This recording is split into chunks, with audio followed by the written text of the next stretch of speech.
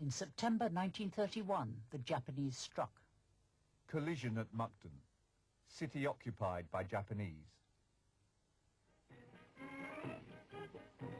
Within 4 days, they had occupied towns within a 200-mile radius of Mukden. The Chinese appealed to the League of Nations to intervene.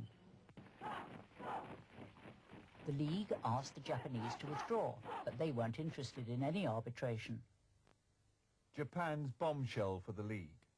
Refusal to accept decision on Manchurian dispute. What could the League do next?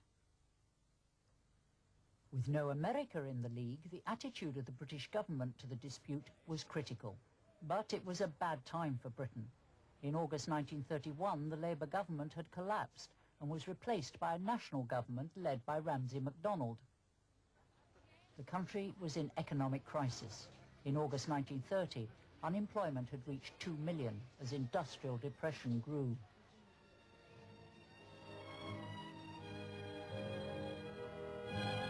The lads used to march to London. Why not?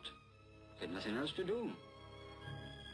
The time I went, we got to Hyde Park, and that's about as far as we did get.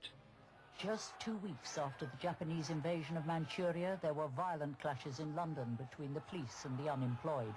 Britain was in no position to support economic or military sanctions against Japan. For the British, the cost of getting involved in the Manchurian crisis would have been very great indeed, and the finance was not there, and the military equipment was really not there either. Public opinion, of course, was strongly against the idea of being involved in any sort of major war again. So all these considerations were very important in affecting Britain's response to the crisis when it blew up. The peoples of Britain were completely war-weary in the 1920s. There was a universal revulsion with war. And when in the 1930s the League of Nations appeared to be the solution to their problems, they supported it. But when it came to answering the vital question, are you prepared to go to war to support the League of Nations and to keep the universal peace, the paradox was obvious. To keep the peace, we have to go to war. And the peoples couldn't do it. The League of Nations could pose no military threat. The Japanese invasion of Manchuria continued. The Daily Express on November 19th reported, 20,000 Chinese put to flight by 5,000 Japanese. Japanese sweep northward. The League's only response was to set up a commission under Lord Lytton to inquire into the rights and wrongs of the affair. Cartoonist David Lowe wasn't impressed. He showed diplomats of the League of Nations helpless up a tree. Down below, a Japanese soldier was subduing Manchuria. In 1932, the violence spread to Shanghai, 500 miles south of Manchuria. The Japanese shocked the world with their relentless air attacks on densely populated areas. There was no escape for these surging and panic-stricken people.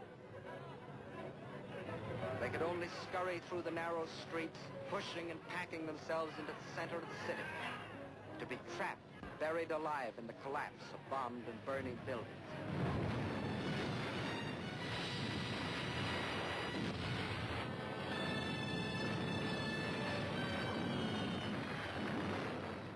By February 1932, the Japanese army was in control of the whole of Manchuria. They then renamed it Manchukuo and installed the former Chinese emperor, Henry Puyi, as a puppet ruler.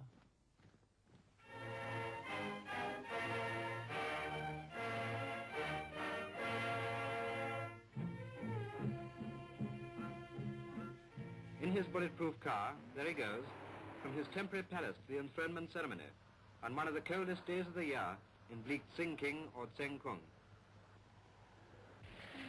Arrived at the so-called Temple of Heaven, officers, with eyes in the back of their heads, salute.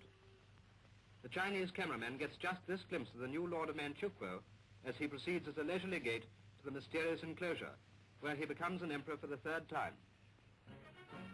And still the League did nothing. The Chinese delegate, Dr. Yen, rebuked it severely. It is scarcely necessary to me to remind this august body that it is almost a year and 3 months since the Chinese government brought the Manchurian dispute to the attention of the Council. Even today, while we are comfortably discussing questions of a peaceful settlement in this hall, the Japanese are engaged in bombing and machine gunning women and children in the 3 eastern provinces, while fierce battles between the invaders and our people are still the order of the day. For this dispute, if it is not settled in accordance with the principles of the Covenant, will affect not only the right of China, but the very existence of the League itself. Finally, in February 1933, Lord Lytton's long-awaited report was brought before the League. It condemned the Japanese out of hand, as the Daily Express reported. League of Nations Commission declares Japan guilty. Aggression planned deliberately. British Movietone News enables you to witness one of the most momentous episodes in post-war history. The League of Nations meets at Geneva to vote on the report holding Japan responsible for the conflict with China over Manchuria. Before the vote is taken, Mr. Matsuoka of Japan delivers a final address on his country's behalf. The adoption of this report would give the impression to the Chinese that they had been exonerated from all responsibility, that they could continue to defy Japan with impunity. It would serve further to embitter the feelings of the Japanese and Chinese peoples. I ask you not to adopt this report for the sake of peace in the Far East and for the sake of peace throughout the world. The dramatic moment has arrived. The chairman announces the result of the ballot. 42 nations out of the 44 present condemn Japan's Manchurian policy. The Japanese delegates refused to accept the decision and walked out.